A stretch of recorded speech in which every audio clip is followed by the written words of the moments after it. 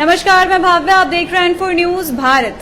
झारखंड में दूसरे चरण का चुनाव कोडरमा, चतरा के साथ साथ हजारीबाग में भी 20 मई को होना है। ऐसे में जितने भी बीजेपी के स्टार प्रचारक है, चाहे वो प्रधानमंत्री हो गए या फिर किसी अन्य राज्य के मुख्यमंत्री हो गए, वो यहाँ आकर यहाँ के जो उम्मीदवार हैं उनका उत्साह बढ़ाते हुए नजर आते हैं। ऐसे में जो मनीष जायसवाल के अलावा भी जो एक खास शहरी नजर आते हैं, जो हर कार्यक्रम, हर जनसभा को संबोधित करते हुए जो हर जगह नजर आते हैं, वो है प्रदीप प्रसाद जी का। इनसे हम लोग बात करेंगे कि आखिर इस चीज के पीछे उद्देश्य क्या है या फिर जनता से इनका ऐसा लगाव क्यों है। हालांकि पहले भी इनका पॉलिटिकल बैकग्राउंड रहा है, ये निर्दलीय सीट से काफी ज्यादा भारी मात्रा में वोट ला करके लोगों के बीच पहले भी नजर आए हैं, लेकिन अभी बीजेपी से इतना जुड़ाव के कारण पूछेंगे और सारी चीजों के बारे में विस्तार से बात करेंगे। सबसे पहले तो हम लोग इसी के बारे में बात करेंगे, चाहे वो मुख्यमंत्री हो या फिर किसी और या प्रधानमंत्री हो, आप हमेशा उनके साथ नजर आते हैं। जब प्रधानमंत्री नरेंद्र मोदी भी आए थे, वहां पे भी आप गए थे, तो आज आखिर बीजेपी से इतना लगाव का कारण क्या है? नमस्कार। देखिए, अगर आप सक्रिय कार्यकर्ता रहेंगे, लोगों के बीच में रहेंगे, तो निश्चित तौर पे जो बड़ा दायित्व रहेगा वो आपको दिया जाएगा। और हम लोग इस पार्टी का जो दायित्व रहता है, पर्दे के पीछे या पर्दे के आगे रह के दिन रात काम करते हैं। चुनाव एक साधारण बात नहीं, लोकसभा चुनाव बहुत बड़ी बात है और इसके लिए दिन रात हजारों लोग लगे हुए हैं। और भारतीय जनता पार्टी की ये सीट सुनिश्चित सीट है, इसको हम लोग बरकरार रखने के लिए दिन रात मेहनत कर रहे हैं। और निश्चित तौर पे भारी अंतर से, झारखंड के सबसे ज्यादा मतों से हम लोग यहाँ जीतेंगे। हमारे बड़े भाई मनीष जायसवाल जी हजारीबाग से जीतेंगे। इसी प्रयास में हम लोग दिन रात लगे हुए हैं कि हजारीबाग सीट सबसे ज्यादा मतों से हजारीबाग का सीट का स्थान रहे नंबर 1 पे। अच्छा, आप भी काफी ज्यादा लोगों को जन के बीच आप दिखते हैं, जैसे कि सुबह भी आप अगर आपको देखा जाए कहीं पे तो आप जन के बीच ही नजर आते हैं, शाम को भी देखा जाए तो आप जन के बीच ही नजर आते हैं। इसके पीछे आपका क्या कोई व्यक्तिगत उद्देश्य है? बीजेपी पार्टी से कोई खास उम्मीद है? देखिए, हम देहात के परिवेश में पले बड़े हैं। सुबह जल्दी 4 बजे वो उठ जाते हैं और हमारे पूरे टीम सुबह 6 साढ़े 6 बजे हम लोग निकल जाते हैं जनसंपर्क में। और अच्छा लगता है सुबह सुबह अगर ग्रामीण क्षेत्र में जाएंगे, गांव के लोग काम में जाते हैं, चाहे मजदूर की हो या किसान लोग हो, सब खेत में चले जाते हैं। तो हम लोग अर्ली मॉर्निंग 6 बजे ही निकल जाते हैं और हम लोग मेहनत करते हैं। बड़ा अच्छा लगता है सुबह सुबह निकलना। अच्छा, आपका शेड्यूल क्या होता है? अभी ये जब चुनाव आने वाला है, चुनाव एकदम नजदीक है, तो आपका शेड्यूल क्या होता है? लोगों के बीच कैसे कब कब जाते हैं आप?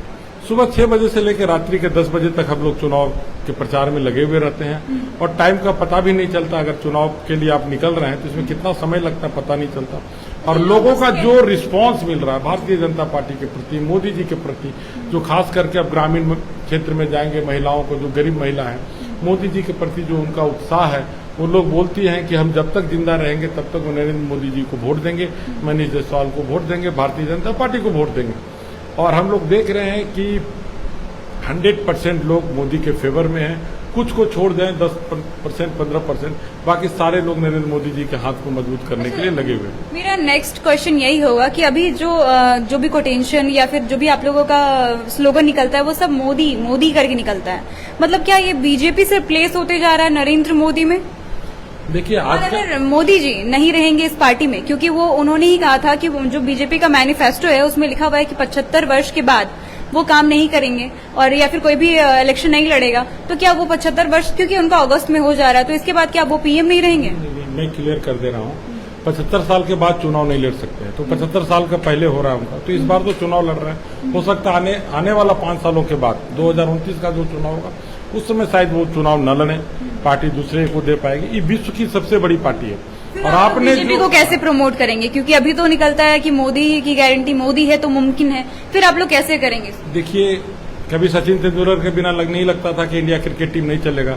फिर महेंद्र सिंह धोनी जी आए, विराट कोहली जी आए, काफी लोग हैं नरेंद्र मोदी के बैक में, काफी लोग हैं जिसे पार्टी चाहेगी और देश की जनता चाहेगी, निश्चित तौर पे आएगी आगे। भारतीय जनता पार्टी का संगठन बहुत ही मजबूत है, ग्राउंड स्तर पर बहुत मजबूत है। तो यहाँ कभी नेता का कमी नहीं होगा। यहाँ का विचारधारा के चलते लोगों का जुड़ाव रहेगा। सिर्फ एक व्यक्ति के चलते नहीं होती, पार्टी की विचारधारा भी होती है। और आज के डेट में नरेंद्र मोदी विश्व के सबसे लोकप्रिय नेताओं में गिने जाते हैं। तो निश्चित तौर पर पार्टी को इससे लाभ हो रहा है। अच्छा, आप यहाँ के व्यक्ति, यहाँ के अगर आप नेताओं की बात कर रहे हैं, तो यहाँ जो अपोजिशन पार्टी है वो कह रही है कि जो झारखंड की बीजेपी है वो जेबीएम में तब्दील हो गई है। जब से बाबूलाल मरांडी वापस से यहाँ पे आए हैं, बीजेपी में वापस से शामिल हुए हैं, क्योंकि वो कहते थे कि बीजेपी नहीं ज्वाइन करेंगे, इससे ज्यादा ये मंजूरी है कि हम कुतुब मीनार से कूद जाएंगे। उसके बाद उन्होंने बीजेपी ज्वाइन की और जो झारखंड की बीजेपी पार्टी है वो जेबीएम में तब्दील होते जा रही है। क्या कहेंगे इस पर आप? देखिए, ऐसा बिल्कुल भी नहीं है। विपक्ष को कहने के लिए कुछ मुद्दा नहीं मिल पा रहा है। निश्चित तौर पे भारतीय जनता पार्टी के प्रथम मुख्यमंत्री बाबूलाल मरांडी जी रहे थे।